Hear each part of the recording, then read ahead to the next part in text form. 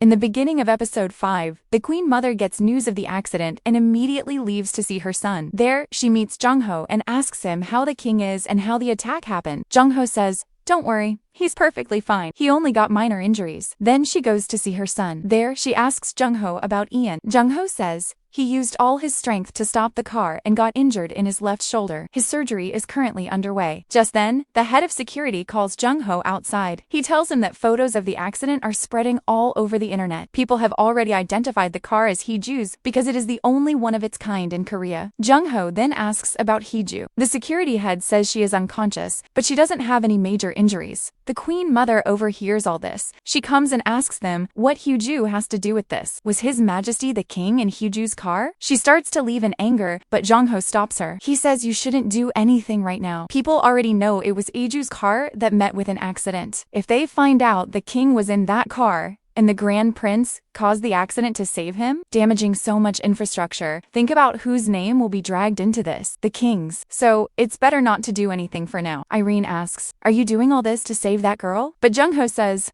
"I'm protecting your son." Meanwhile, Ian's surgery is successful. The doctors say he will recover quickly. There is no major fracture. Heeju still hasn't regained consciousness, so Jung-ho increases security outside her room. In the next scene, Yoon goes to meet Heeju. He remembers the scene when they were both in the car, and she held his hand so he wouldn't be scared. He holds her hand. Heeju regains consciousness. As she wakes up, she immediately asks the king if he is okay. The king says yes. "I'm fine. All this happened because of me. I insisted we take the car." But Heeju says it wasn't your fault. Then she asks about Ian. The king tells her he had a shoulder injury, but he went into the operation theater without crying. In the next scene, Heeju bursts into Ian's room. Choi is there, standing beside Ian's bed. After asking about his condition, Heeju says, "What were you thinking? Why did you jump in front of my car like that?" Then she touches his face and says, "Your face is hurt. How will you go out now like this?" Ian reaches to touch the bandage on her forehead, but Heeju moves back. Ian says, "Come closer." She sits beside him.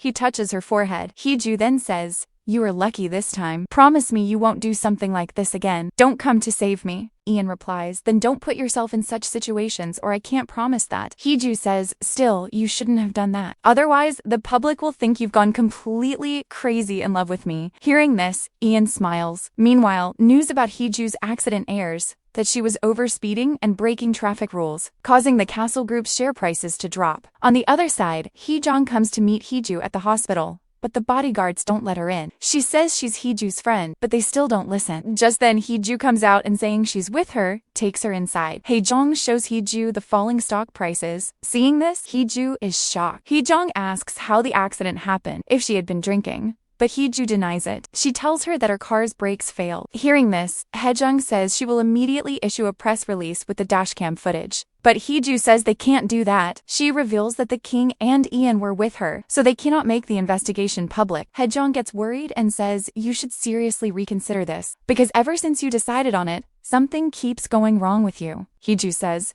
"Ian saved my life." Hee-jung replies, "You two are doing too much. You're going to get divorced after 3 years anyway." At that moment, Jung-ho overhears this from behind and asks what they are talking about. Later, Heeju explains to him, "It's a contract marriage. People marry for their own benefit. That's not a big deal. I have everything, but the one thing I don't have is status." On this, Jung-ho says, "If you're marrying him just for status, then marry me instead." Heeju is shocked hearing this. In the next scene, Heeju goes to meet Ian, but he is not there. Later, Heeju is in the car. She keeps calling Ian, but he doesn't answer. Heeju says, "He should have told me about his discharge." Hee-jong asks, "Didn't he talk to you? The last time I saw him was outside your room when you were talking with Prime Minister Jung-ho." Heeju realizes Ian might have overheard Jung-ho saying, "If you're getting married just for status, then marry me instead." Remembering this, Heeju screams. After this, Heeju goes to Ian's private residence, where her belongings are being loaded into her car. A staff member says, "His Highness has simply asked you to go home." Heeju calls Ian again, but he doesn't answer. As she is about to leave, his manager tells her that the Grand Prince also wants his royal ID tag back. She returns it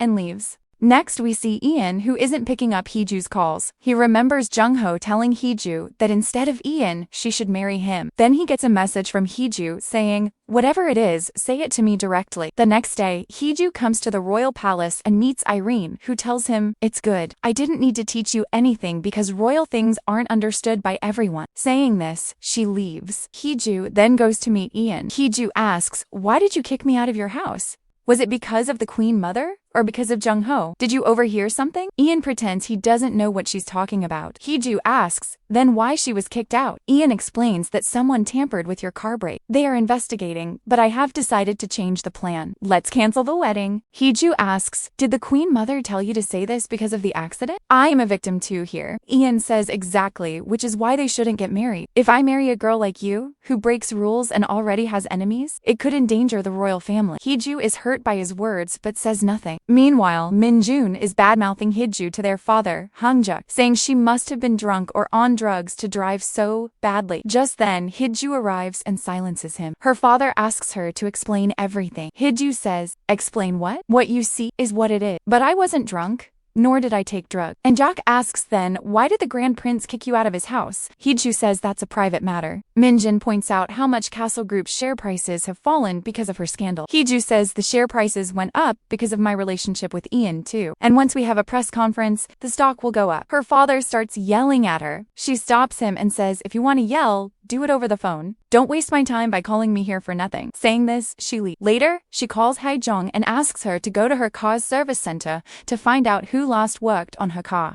On the other side, Choi keeps pestering Ian, asking why he canceled the wedding. Ian finally reveals it's because he wants Heeju to stay alive. He recalls a scene from his childhood when he was returning to the palace with his mother. He was in a car behind hers with court lady Suki. He called his mother and asked if they could go back and get fried chicken. His mother agreed, but as she turned the car, a truck came and hit her car. Ian got out of the car and saw his mother, but she didn't survive. Choi says it wasn't his fault. It was just an accident. Ian also recalls talking to Jung-ho, who told him that someone tampered with Heeju's car, causing the brakes to fail. They are finding out who the target was, Heeju or the king. Jung-ho also says he can protect the king and Ian, but Ian must protect Heeju, and to do that, he must send Heeju away from the palace. Coming back to the present, Ian tells Choi to prepare a farewell gift for Heeju. Then we learn about an event at the palace called the Inner Court Banquet. Only women from royal and noble families attend, and it greatly enhances their reputation. He tells her this event is happening at the palace, and Ian has invited her. Heeju points out that only royal and noble women can attend this event, then why she is suddenly getting an invitation. Choi explains that the news of their breakup will be out soon. To ensure people don't assume the worst about the reason for the breakup, she has been invited. Ian had also brought her a dress, which was pink. Choi mentions the Queen Mother will be wearing white, so it would be good if Heeju wears this, but Heeju refuses, saying she won't come. Choi tries to convince her that this will give her many new opportunities, and confirm that her breakup with Grand Prince Ian wasn't on bad terms. Haejong asks, "You used to like such events, didn't you?" Heeju says that was before the wedding talk, but now she won't go. Choi is about to say something, but Heeju doesn't listen and angrily dismisses him. Choi returns and tells all this to Ian. Ian then asks Choi to call Heeju to come to the palace, that he will convince her himself, but Heeju refuses. Later, Heeju receives several calls asking her to meet Ian, but she refuses each time. Ian asks what's wrong with her. Choi says, "You dumped her, so will she welcome you with open arms?" In the next scene, Haejong calls Heeju and says she went to the repair shop and the man who tampered with her car. The police investigated but didn't find him. He ran away. Heeju asks her to check the convenience store in front of the repair shop. He must have bought something there. Just then, she gets a message from Ian. The next day, Heeju goes to meet him. Ian asks her, "Why don't you want to come to the Inner Court Banquet?" Heeju asks, "Why would I go there when I break every rule and have enemies at every step? First,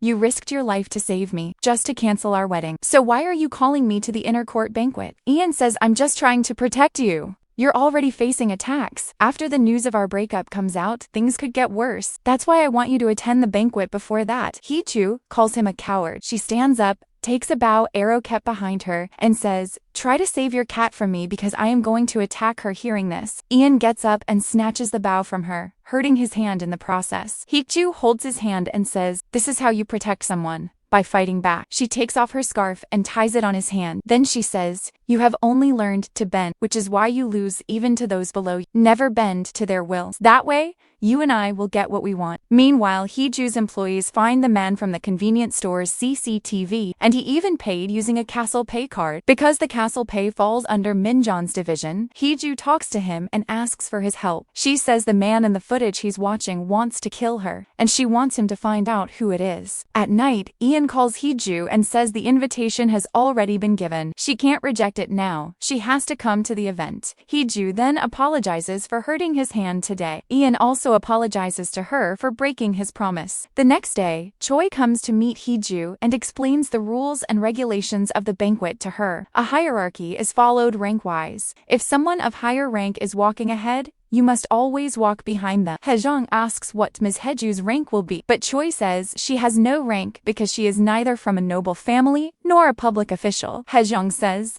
meaning Miss Heeju will be at the very back. Hearing this, Heeju starts laughing and says, "I would be at the front of the line if I were married, right?" At night, Ian calls her and asks to meet immediately. In the next scene, she comes to him. As she starts walking ahead, Ian follows her. Heeju then starts walking behind him. Ian asks what she is doing. Heeju says, "I'm practicing walking behind according to rank. Otherwise, I'm a trendsetter. Who knows when I might start leading everyone." The next morning at the palace, everyone is preparing for the event. Heeju is at her home, looking at the dress she has to wear for the event. She recalls a scene from last night. Ian asks her how you managed to lead in everything. "I never learned that." Heeju says, "You just have to stay by my side. I'll teach you." Meanwhile, Minjeon tells Gyeong that he found out who the man was who tried to kill his sister, but that man died yesterday. At the banquet, women are seated rank-wise. One seat is empty, Heeju's seat. They look at it and start gossiping, saying negative things about Heeju in the palace. Just then, Irene arrives and hears them. She looks at them, and they apologize. Just then, Heeju makes an entrance in a white dress, even though Choi had told her to avoid white. The Queen Mother asks if she was instructed to wear the traditional dress. Heeju says yes, but I found out it wasn't mandatory. Since the media is behind them, the Queen Mother laughs and says, "No, not at all," but a silent rivalry begins in their eyes. After eating, everyone is on the palace grounds, walking in a line. Heeju is standing at the very back. Irene sees Heeju feeling hot, even though she has an umbrella, and suggests they go for another round. Just then, we see Grand Prince Ian arriving from the other side. He comes to Heeju and says, "Here I am by your side. Now teach me how to lead everyone." Heeju holds his arm and they both walk together through the crowd towards the front. Then we see a flashback from their high school days. Heeju is practicing and Ian is watching her secretly. But she had seen him. Ian hide quickly. She comes outside. Ian acts as if he's just arriving from outside. As she is leaving, Ian stops her and says, "You did really well in the match." Heeju asks, "Do you want credit for it?" Ian says, "I was just complimenting you. Can't you understand that?" Heeju then starts to leave, but then comes back, bows her head formally in greeting, and leaves. Ian wanted to talk to her, but couldn't think of an excuse to stop her, so he goes back inside. Jung-ho is already there, looking at him. Ian asks him, "When did you arrive?" Jung-ho says, "I've been here since you were hiding and watching Heeju." Ian comes to him and asks, "Are you too close? What is she like?" Jung-ho says, "Very beautiful." Ian says yes, she is, but Ian realizes Jung-ho likes her too. And with this, the episode ends here. If you liked the video and want to watch the next episode, comment and subscribe for more.